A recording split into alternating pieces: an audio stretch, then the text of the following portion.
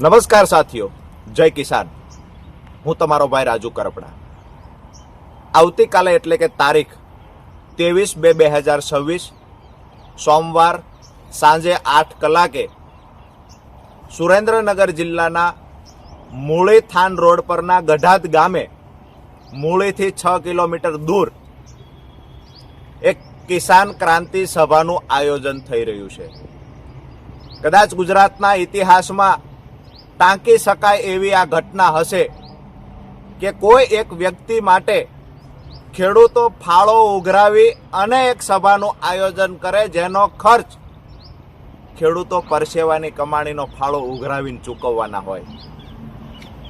આજે રાજકીય પાર્ટીઓ રાજુ કરપડા પર કાદવ ઉછાળવાના પ્રયત્ન કરે છે, પરંતુ ખેડૂતો જે રાજુ કરપડાને પ્રેમ કરે છે, આજે મને ખુશી એ વાતની છે કે અમારા ખેડૂતો આજે મારા ખંભે હાથ મૂકીને ઊભા છે.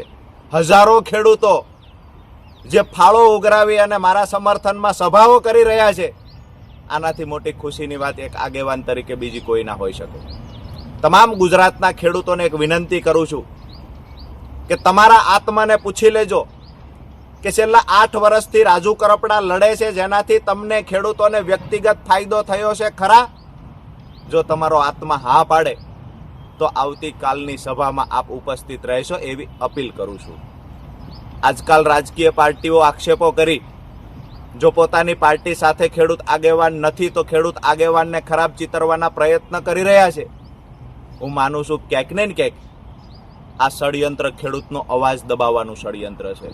ક્યાંક ને ક્યાંક ખેડૂત આગેવાનને ખતમ કરવા માટેનું ષડયંત્ર છે.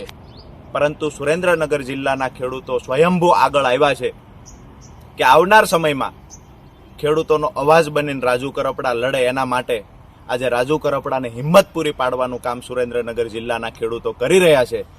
ત્યારે તમામ સૌરાષ્ટ્રના ખેડૂતોને, તમામ જિલ્લાઓના ખેડૂતોને વિનંતી કરું છું, આપ પણ આવો.